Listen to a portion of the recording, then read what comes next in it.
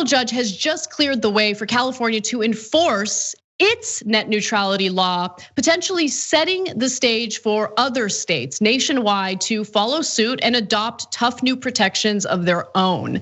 So this is a positive update, guys, because while there are certain things that we wish the Biden administration were better on, at least we know that the Justice Department under the Biden administration isn't going to serve as an obstacle to California implementing its net neutrality laws. That is what happened though under the Trump administration, but luckily they're not a problem when it comes to this issue any longer. So Judge John Mendez of the US District Court for the Eastern District of California denied a motion for preliminary injunction brought by the group of internet service providers that had sued to stop the 2018 state law from going into effect, okay? So ISPs were like, no, we finally won in this net neutrality battle. And so we're gonna do what we can to block individual states from implementing their own regulations. And again, this was something that was allowed to happen under Trump's Justice Department, but not any longer.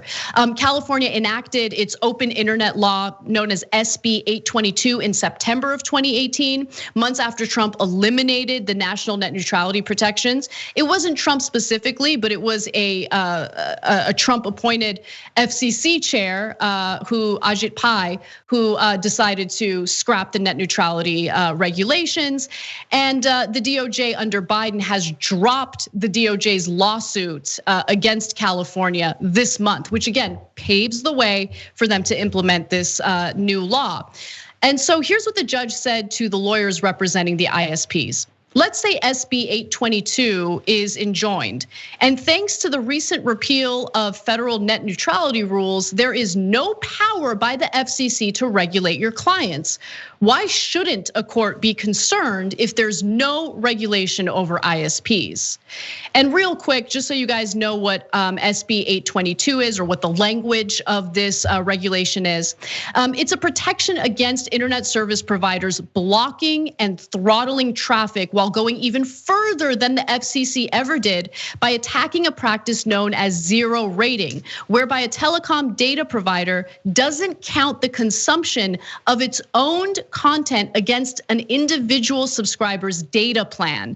Meaning, if you're an AT&T subscriber, you can watch as much HBO Max as you want without it counting toward your cap. And unfortunately, some of these ISPs have already started implementing these awful data caps.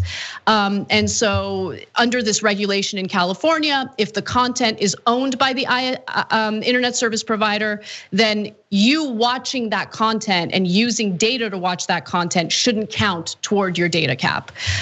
So California does do some things right, and I totally agree with this regulation, and I hope that it spreads across the country.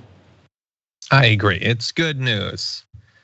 But I'm gonna be a bit of a Debbie Downer for a bit on a couple points. Well, one is, kind of. I mean, it's good that a state has passed something like this. It's impressive that California has. I imagine there's probably a lot of lobbying money on the other side, but I can also think of how there might be a good amount of lobbying money on this side, and so that is good. And more importantly, perhaps, I guess, you acknowledging that the new DOJ is not going to be like aggressively trying to take down state efforts that might piggyback on this. My concern comes in two forms. One is how reproducible will this be in other states? Will there be a lot of other states that will be able to pass something like this and not have a massive amount of like ISP or even potentially content provider money flooding in to influence the passage of a bill like that? That's one concern. And the other is that having a good DOJ is good.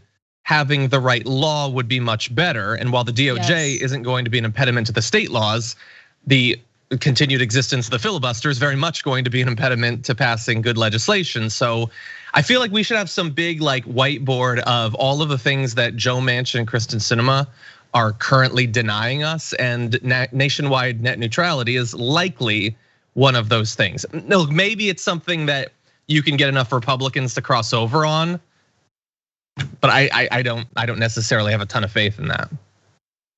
I just don't have a ton of faith in Congress. And you're right to bring up the fact that the way that these regulations are now happening, in the case of California, for instance, aren't as foolproof as codifying the regulations through congressional action. But as we know, with the gridlock in Congress and the unwillingness for easily bribable lawmakers to do the right thing, it's just unlikely that we're gonna have that security. And I do think that some states are gonna have a much more difficult time passing these types of protections compared to other states. And let's also not forget the fact that while the DOJ might be great on this issue now, it's not gonna be the same DOJ forever. I mean, it's gonna change based on which administration is in office, which administration is in power, and that certainly worries me as well. And by the way, the judge did address this. So the judge said that this decision today is a legal decision and shouldn't be viewed in a political lens. I'm not expressing anything on the soundness of the policy.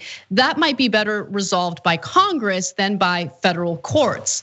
But increasingly, we're relying more and more on federal courts because of the absolute dysfunction of Congress. And I agree with you, John, one of the biggest issues is the filibuster, which on day one of the new Congress, I really do think that the Democratic senators should have fought hard to nuke that filibuster, because it's gonna continue to be a huge problem when it comes to passing substantive policies that this country needs. Thanks for watching The Young Turks, really appreciate it. Another way to show support is through YouTube memberships.